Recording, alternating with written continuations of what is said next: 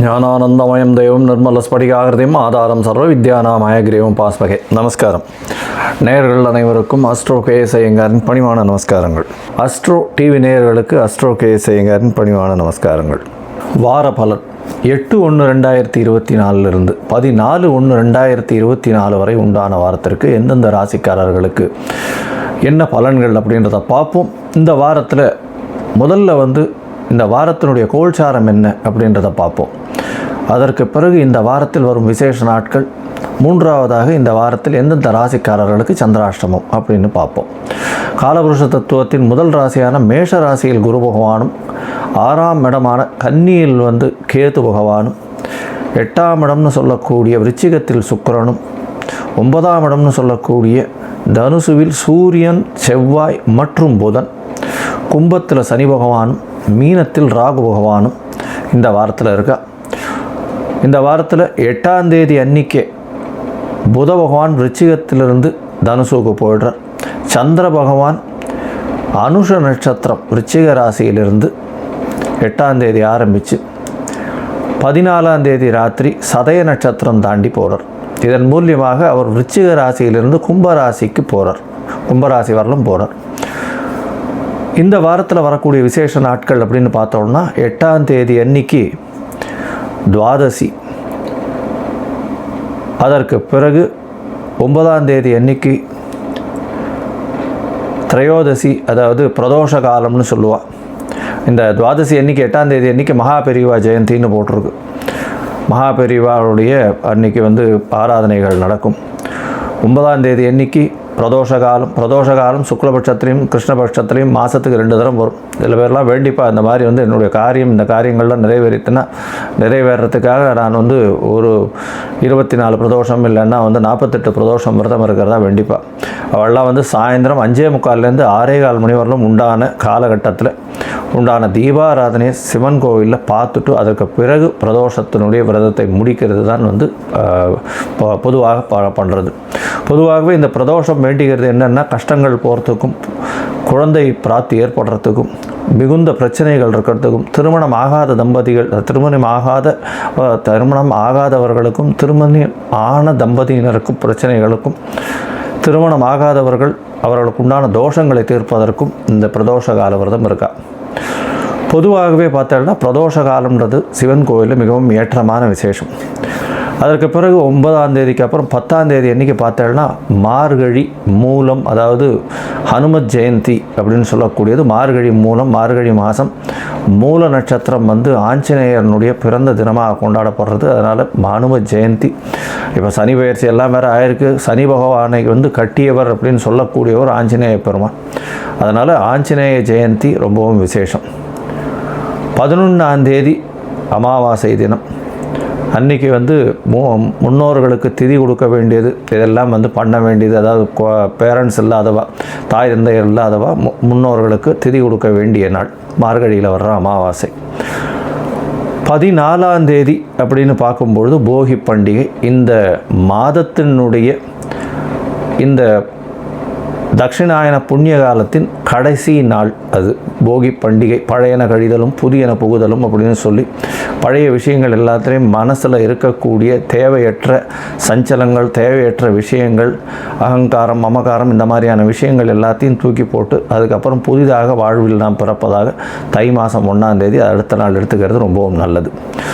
இந்த வாரம் பார்த்தேனால் எந்தெந்த ராசிக்காரர்களுக்கு சந்திராஷ்டமம்னா மேஷம், ரிஷபம், மிதுனம், கடகம், இந்த 4 ராசிக்காரர்களுக்கும் சந்திராஷ்டம். இந்த வீடியோ பார்த்துட்டு இருக்கவா எனக்கு காண்டாக்ட் பண்ணி அஸ்ட்ராலஜிக்கல் கன்சல்ட் தேவைப்பட்டதுன்னா என்னுடைய மொபைல் நம்பர் காண்டாக்ட் பண்ணுங்க. அது ஸ்க்ரால் ஆகிட்டு இருக்கும். உங்களுக்கு தேவைப்படும் பொழுது உங்களுடைய date, time, place of birth அனுப்புங்க. என்னுடைய சார்ஜஸ் என்னன்னு சொல்கிறேன்.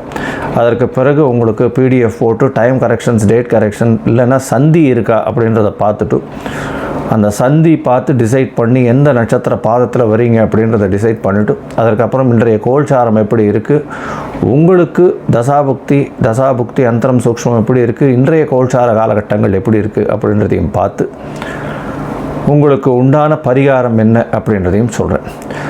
இந்த வாரம் வரக்கூடிய சந்திராஷ்டம நாட்கள் அப்படின்னு, சந்திராஷ்டமம்ன்றது வந்து மேஷம், ரிஷபம், மிதுனம், கடகம் ஏற்கனவே சொன்ன எளிய பரிகாரம். அதாவது சந்திராஷ்டம நாட்களில் புதிய முயற்சிகள் வேண்டாம், வெளியூர் வெளிமாநில பிரயாணங்கள் வேண்டாம். ஒருவேளை பண்ண வேண்டிய அதாவது நிர்பந்தத்தில் இருந்தீர்களே ஆனால், கட்டாயத்தில் இருந்தீர்களே ஆனால், சந்திரனுக்கு உண்டான எளிய பரிகாரம் அப்படின்னு சொல்லக்கூடிய அகத்திக்கீரை கட்டு அருகில் இருக்கக்கூடிய கோசாலைக்கு வாங்கி கொடுங்க. ஏன்னா துவாதசியும் வருது 8ஆம் தேதி, அதனால் கோசாலைக்கு வாங்கி கொடுங்க. அதன் மூலியமாக சந்திராஷ்டமத்தின் தாக்கம் குறையும் அப்படின்றத சொல்கிறேன். அதற்கு மூலியமாக சந்திராஷ்டமத்தின் தாக்கம் குறைஞ்சதுன்னா தடங்கள் வராமல் இருக்கும் செய்யும் வேலைக்கு. சரி, இப்போது இந்த வாரம் 8/1 14/1 வரை உண்டான நாட்களுக்கு மேஷம் முதல் மீனம் வரை எப்படி இருக்குது ஒரு ராசியான்னு பார்க்கலாம். மேஷம், அஸ்வினி, பரணி, கிருத்திகை இந்த 3 நட்சத்திரம் 9 பாதங்களை கொண்ட ராசி. ராசியின் அதிபதினு சொல்லக்கூடியவர் செவ்வாய் பகவான் ராசிக்கு 9ஆம் இடத்துல இருக்கிறது பெரிய விசேஷம். பரிவர்த்தனை யோகத்தில் இருக்கார். குருவும் செவ்வாயும் பரிவர்த்தனை யோகத்தில் இருக்கிறது ரொம்ப பெரிய விசேஷம். ராசிநாதன் ஆட்சி பெற்று போவதற்கு எந்த ஒரு விஷயத்தையும் தீர்க்கமாக முடிவெடுக்கக்கூடிய காலகட்டமாக இருக்கும். உங்களுடைய ராசியிலேயே குரு பகவான் இருக்கிறதுனால எல்லா விதமான பித்ருக்களின் என்ன சொல்கிறது ஆசீர்வாதங்களும் உங்களுக்கு இருக்கும். எல்லா ஒரு லக்கு ஃபேவர் பண்ணும், அதிர்ஷ்டங்கள் ஃபேவர் பண்ணக்கூடிய காலகட்டமாக இந்த வாரம் அமையிறது. இந்த வாரத்தில் பார்த்தோம்னா உங்களுடைய ராசிக்கு 5ஆம் இடத்தையும் 5ஆம் அதிபதியும் வந்து குரு பார்க்குறதும், சமசப்தமத்தை குரு பார்க்குறதுனால திருமணத்திற்கு உண்டான வாய்ப்புகள் மிகவும் அதிகம். இந்த வாரத்தில் வந்து கல்யாணத்துக்கு பேசின்னு இருக்கவாள் கல்யாணம் முடியக்கூடிய வாய்ப்புகள், அதாவது இளைஞர்களுக்கு வாய்ப்புகள் மிகவும் அதிகமாக இருக்கும். தை மாதத்தில் இன்னும் ஒரே வாரம் தான், அடுத்த வாரத்தில் வந்து கல்யாணத்தை கண்டிப்பாக பண்ணக்கூடிய கட்டாயம் நல்லபடியாக நடக்கும் அப்படின்றத சொல்கிறேன். உங்களுடைய ராசியில் இருக்கக்கூடிய குரு பகவான் நல்ல ஒரு ஏற்றத்தை கொடுப்பார். அதீதமான ஒரு விஷயத்தை கொடுக்கக்கூடிய காலகட்டமாக இருக்கும். உங்களுடைய ராசிக்கு பார்த்தோம்னா 6ஆம் இடத்தில் இருக்கக்கூடிய கேது பகவான் மூலியமாக புதிய வேலை கிடைக்கக்கூடிய காலகட்டம். அதை தவிர சனி பகவானும் 11ஆம் இடத்துல இருக்கார். அதனால் மேஷ ராசிக்கு பெரிய குதூகலமான வாரமாகவே இந்த வாரம் அமைய போகிறது. எல்லா விஷயத்திலையும் வெற்றி. 12ஆம் இடத்துல இருக்கக்கூடிய ராகுவான் உங்களுக்கு தூக்கமின்மையாக்குவார். இருந்தாலும் எதனால் அப்படின்னா ஃப்ரீக்வெண்ட் ட்ராவல் இல்லைன்னா வந்து தொழிலில் ஒரு பெரிய ஏற்றம், வெளியூர் வெளிமாநில சம்பந்தமாக நல்ல ஒரு ஏற்றம் கிடைக்கக்கூடிய காலகட்டம். அது தவிர வெளிநாட்டிலிருந்து வரக்கூடிய நல்ல ஒரு புதுசாக இம்போர்ட் எக்ஸ்போர்ட் பிஸ்னஸ் ஆரம்பிக்கக்கூடிய காலகட்டம், இதெல்லாம் வந்து உங்களுக்கு வரக்கூடியதாக இருக்கும். இந்த வாரத்தில் பார்த்தீங்கன்னா அதிவேகமாக செல்லக்கூடிய சந்திர பகவான்னு சொல்கிறவர் உங்களுடைய ராசிக்கு 4ஆம் அதிபதி 8ஆம் இடத்துல இந்த வாரத்தை ஆரம்பிக்கிறார். 9ஆம் தேதி சாயந்தரம் ஒரு 7:45 மணி வரலும் வந்து ஒரு சந்திர பகவான் 8ஆம் இடத்துல சுக்கிரனோடு சேர்ந்துருக்கார். நல்ல ஒரு ஏற்றம். ஏன்னா 7ஆம் அதிபதியோட 7, 8 சேர்ந்து 8ஆம் இடத்துல இருக்கிறது நல்ல ஒரு ஏற்றத்தை கொடுக்கக்கூடியது. பெண் வீட்டில் அதாவது எதிர்பாலினத்தவர் மூலியமாக பணவரவு, திடீர் பணவரவு வரக்கூடிய காலகட்டமாக இந்த வாரம் அமைய போகிறது. உங்களுக்கு 8ஆம் இடத்தில் இருக்கக்கூடிய சந்திரன் சந்திராஷ்டம காலத்தை ஏற்படுத்தினாலும் அதில் ஒரு பெரிய பிரச்சனைகள் வரக்கூடிய வாய்ப்புகள் இல்லை. உங்களுடைய ராசிக்கு 9ஆம் இடத்துல வந்து சந்திர பகவான் போகிறார். 4ஆம் அதிபதி 9ஆம் இடத்துக்கு போகிறதும் குருவின் பார்வையில் இருக்கிறதும் பெரிய ஏற்றத்தை கொடுக்க போகிறது. வெளிநாட்டுக்கு போய் படிக்கணும்னு நினைக்கிற மாணவர்களுக்கு இப்போ அப்ளை பண்ணாலும் கண்டிப்பாக கிடைக்கக்கூடிய காலகட்டம். அதாவது 9ஆம் தேதி சாயந்தரத்துலேருந்து 12ஆம் தேதி அர்லி மார்னிங், அதாவது 12ஆம் தேதி ஒரு 1 மணி கார்த்தால 1 மணி வரலும் வந்து 9ஆம் இடத்துல சந்திர பகவான் இருக்கார். இந்த காலகட்டத்தில் பார்த்தேனால் நீங்கள் நினைத்த காரியம் வெற்றி கிடைக்கக்கூடிய வாய்ப்பு. 4 கிரகங்கள் இருக்குது.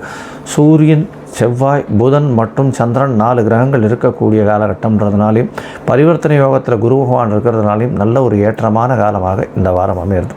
உங்களுடைய ராசிக்கு பார்த்தேன்னா 10ஆம் இடத்துக்கு சந்திர பகவான் போகிறார். 4ஆம் அதிபதி ஒரு கேந்திராதிபதி இன்னொரு கேந்திரத்துக்கு 10ஆம் இடத்துக்கு போகிறதுனால தாயின் மூலியமாக வியாபாரத்தில் பெரிய ஏற்றம் கிடைக்கக்கூடிய காலகட்டம். தாய்கிட்டேருந்து ஒரு 10 ரூபா வாங்கிட்டு போங்க, எந்த ஒரு வியாபாரமாக இருந்தாலும் வெற்றிகரமாக இருக்கக்கூடிய காலகட்டமாக இருக்கும்.